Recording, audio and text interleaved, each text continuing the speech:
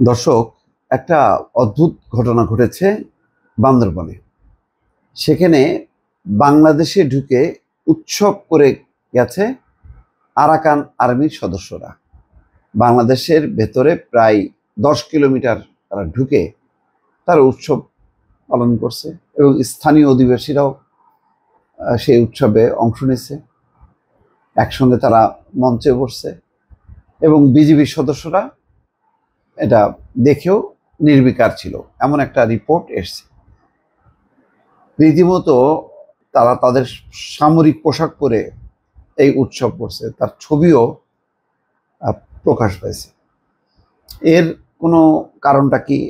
Arakan আর্মির ব্যাপারে একটু সরকারকে ছাড় দিচ্ছে কিনা, দুর্বলতা দেখাচ্ছে কিনা, যে তাদেরকে একটু বসে আনা যাতে ভবিষ্যতে রোহিঙ্গারা ফেরত যেতে পারে, মানে সুসম্পর্ক গড়ে তোলার একটা অংশ হিসাবে তাদেরকে তারা বাংলাদেশের ভেতরে ঢুকে যে উৎসব করছে সেটার ব্যাপারে আর কোনো বাধা দেওয়া হয়নি, যার জন্য একটু নির্বিকার থাকা হয়েছে। এরকম কোনো ঘটনা কিনা পরিষ্কার না, নাকি আরাকান আর্মির ভয়ে চুপসে ছিল, মানে সেটা কি, এটার কোনো ব্যাখ্যা প্রশাসন বা অন্য কেউ দেয়নি।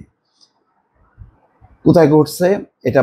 বান্দরবনের থানচির রেমাক্রি ইউনিয়নের ঝিরিমুখ এলাকায় জলকেলি উৎসব করেছে আরাকান আর্মির সদস্যরা। এ সময় অনুষ্ঠানে বিজিবি সদস্যদেরও নির্বিকার থাকতে দেখা গেছে। এর কয়েকটি ছবি সামাজিক যোগাযোগ মাধ্যমে ভাইরাল হয়েছে। বুধ এবং বৃহস্পতিবার পাহাড়িদের নিয়ে আরাকান আর্মির সদস্যরা এই জলকেলি উৎসবে অংশ নেন। স্থানীয় প্রতিনিধিরা বলছেন, বান্দরবান সীমান্তের 10 কিলোমিটার ভেতরে আরাকান আর্মির সদস্যরা অনুপ্রবেশ করে।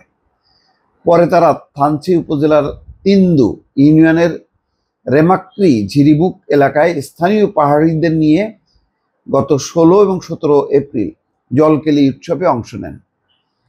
উৎসব শেষে আরাকান আর্মির সদস্যরা সামাজিক যোগাযোগ মাধ্যমে এটা আবার শেয়ারও করছে।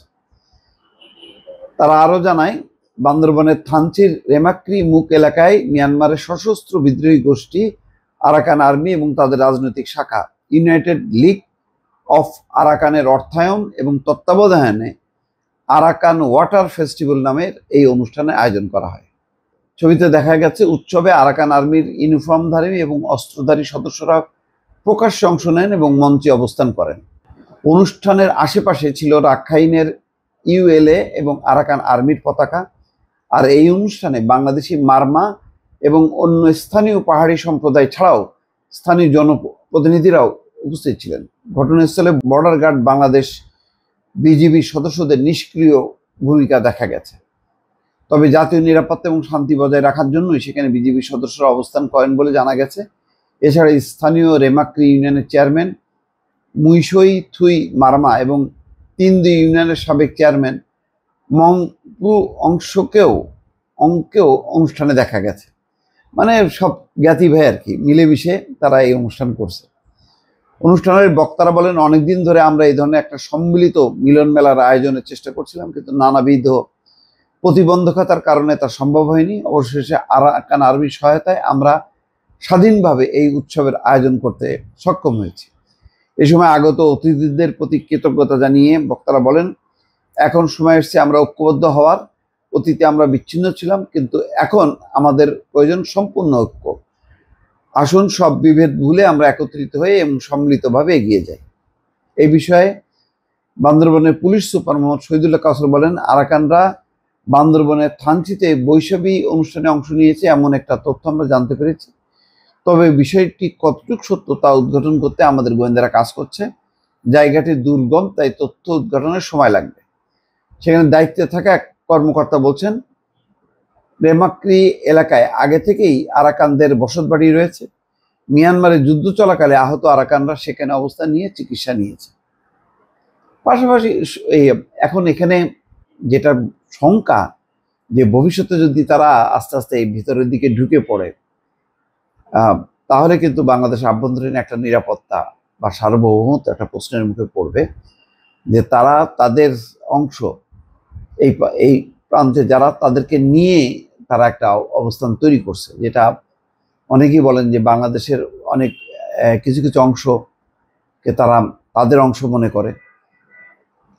যেখানে রোহিঙ্গাদেরকে বিতাড়িত করা হচ্ছে, রোহিঙ্গাদেরকে থাকতে দিচ্ছেন আরাকান আর্মি, সেখানে তারা আবার বাংলাদেশে ঢুকে উৎসব করবে তাদের সম্প্রদায়ের বা ধর্মের লোকদেরকে নিয়ে।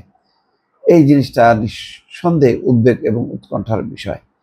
এখন বিষয়টা কি, যে আরাকান আর্মির সাথে একটা সুসম্পর্ক গড়ে তোলার অংশ হিসেবে এটা ছাড় দিল কিনা, নাকি বিষয়টা অনেকটা চাপের মুখে বা ভয়ের মুখে বিষয়টি মেনে নিল, এটা এখনো পরিষ্কার না। দর্শক, ভালো থাকবেন। আল্লাহ হাফিজ।